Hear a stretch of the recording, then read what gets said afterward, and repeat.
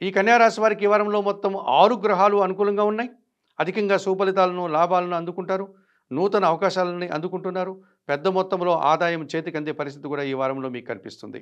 లాభములో కర్కాటక రాశిలో గురువు సంచరించడం వల్ల కుటుంబానికి అవసరమైనటువంటి వస్తువులు కొనుగోలు చేస్తారు. కుటుంబంలో సంతోషకర వాతావరణాన్ని చవిచూస్తారు. వృత్తి ఉద్యోగ వ్యాపారాల్లో రాణిస్తారు. జీవిత భాగస్వామితో కానీ, వ్యాపార భాగస్వాములతో కానీ కలిసి కొన్ని కార్యక్రమాలు సంతోషంగా పూర్తి చేస్తారు. షష్టమంలో కుంభరాశిలో రాహువు సంచరిస్తున్నాడు. విదేశీ వివరాలు బాగుంటాయి. నూతన ఉద్యోగాలు బాగుంటాయి. నూతన వ్యాపారాలు కూడా అనుకూలంగా ఉన్నాయి. నూతన వ్యక్తుల వల్ల కూడా లాభాలు అందుకుంటారు. ద్వితీయములో శుక్ర సంచారం వల్ల మీ మాటకు విలువ పెరుగుతుంది. స్త్రీజన సహకారం పుష్కలంగా ఉంటుంది. విందు వినోదాల్లో పాల్గొంటారు. వివాహాది కార్యక్రమాల్లో కూడా మీరు పాల్గొంటారు. జన్మరాశిలో కన్యారాశిలో చంద్రుడు సంచరించడం వల్ల చాలా కార్యక్రమాలు సునాయాసంగా పూర్తి చేస్తారు.